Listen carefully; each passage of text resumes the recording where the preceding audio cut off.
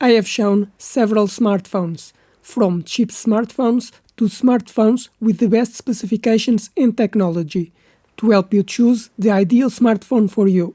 But today, we'll see the specifications of a smartphone with a lot of potential. But first, subscribe to the channel because I bring new products every week. But let's see the specifications of this smartphone from Huawei. It has a OLED screen with 6.9 inches at 120 Hz and resolution of 1300 by 2800 pixels with a ratio of 20:9. It has a high-silicon Kirin processor with 12 cores and a Malion graphics processor. It can have a storage capacity up to 1 TB and 16 GB of memory. The main camera is 50 megapixels that records video in 4K with slow motion of 240 frames per second and with HDR technology. The front camera is 12 megapixels and records video in 4K. It has the connectivity 5G, Wi-Fi 7, Bluetooth 5.3, GPS and NFC. It also has a USB 3.1 Type-C connection for charging the battery and transferring files to the computer. To unlock, there is a fingerprint reader on the power button and has facial recognition.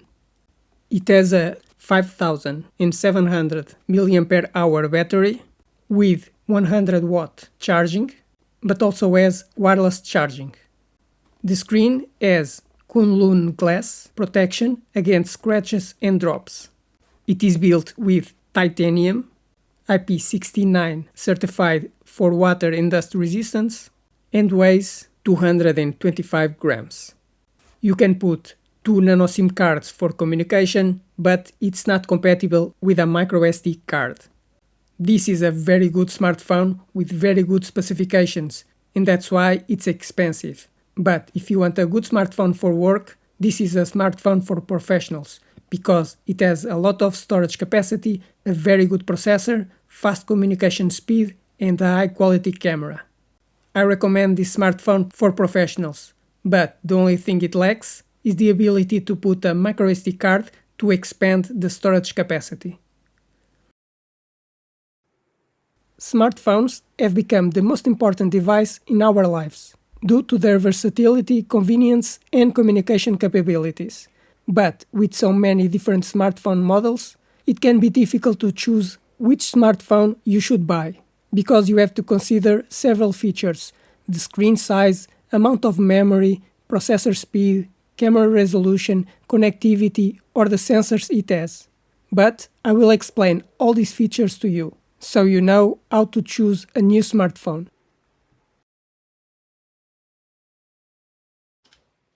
About the screen, you can choose the size of the screen.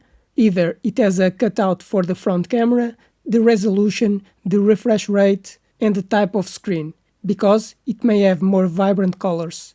I recommend an OLED screen with 6.7 inches with 120 Hz. About the processor. The processor is very important, because the faster it is, the faster the smartphone will work and the smoother your interaction will be. A processor can have multiple cores, speeds, and an integrated graphics processor, which is very important for gaming. I recommend that it have a MediaTek or Snapdragon processor with at least 6 cores at 2.4 GHz.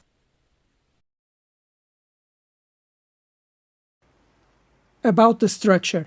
A smartphone can be made with different materials: plastic, metal, or glass. It can also have a coating to be more resistant to impacts or scratches. And it can be waterproof and dustproof. I recommend that is made of aluminium for better cooling, with Gorilla Glass protection to protect the screen from scratches, and IP67 certification against dust and water. The RAM memory is the memory that all applications will be running when you use your smartphone. So, if you normally have many apps open, you have to have a lot of memory, and you can choose from 4 GB to 24 GB. I recommend that you choose with at least 8 GB, but if you play games on your smartphone, you may need more.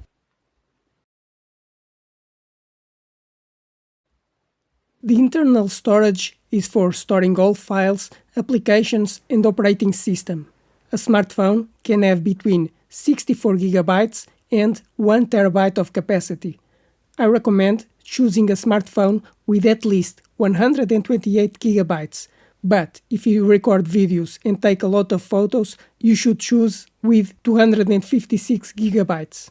But if you have a lot of files and movies on your smartphone, you may need even more capacity.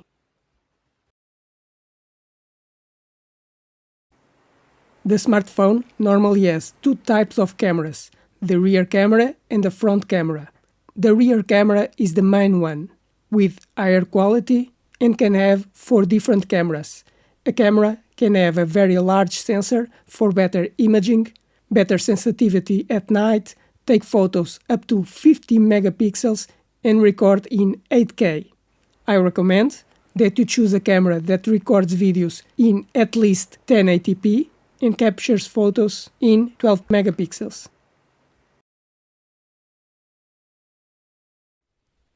The front camera will normally be for you to make video calls, but it can take a lot or little space on the screen. It can have 32 megapixels and record 4K video, but for video calls, a 720p camera is enough. About the smartphone security. So that only you can unlock the smartphone, you can use a password, a fingerprint reader that detects your finger, or facial recognition that detects your face. I recommend that it has at least a fingerprint reader, but it's up to you if you prefer other protection systems.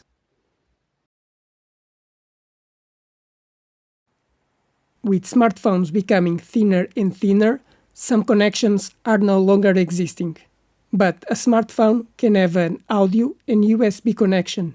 I recommend a smartphone with a USB Type-C connection for power charging and copying files to the computer.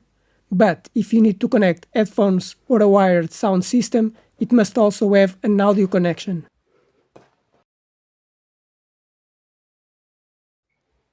About wireless connectivity. The smartphone is connected to the internet using mobile data or Wi-Fi.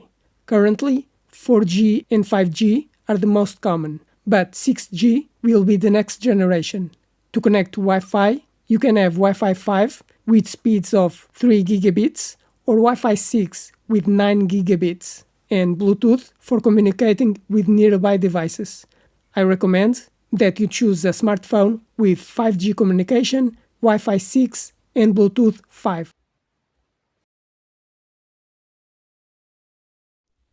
But a smartphone can also allow compatibility with other cards, because a smartphone can have 2 SIM cards for mobile communication, but you can also put a microSD card to expand the storage capacity.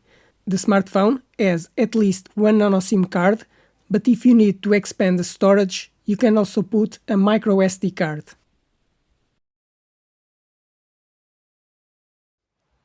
The larger the battery capacity, the longer your smartphone will last before you have to charge the battery again. The battery can last between 1 day and 1 week. This will depend on how you use your smartphone. Either you keep the screen turned on for a long time if you are using the Wi-Fi or if you record a lot of videos and photos. A battery typically has a capacity of between 4,000 and 6,000 mAh. I recommend with at least 5,000 mAh, but the higher capacity, the better.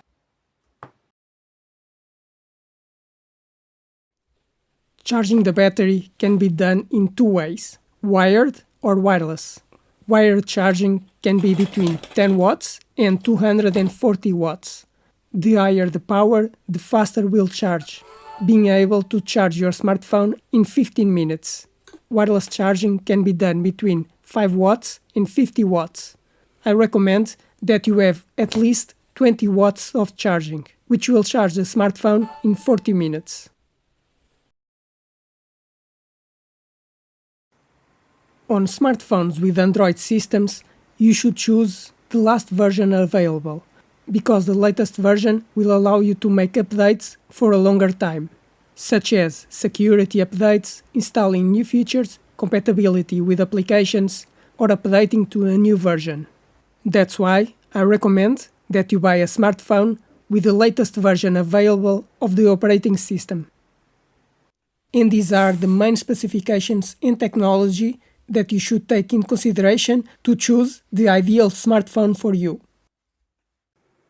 I hope you enjoyed this video and it helped explain the specifications of a smartphone to choose the best smartphone for you. But now, subscribe to the channel because I bring new products every week, like the video to help the channel grow, and if you have any questions, write in the comments.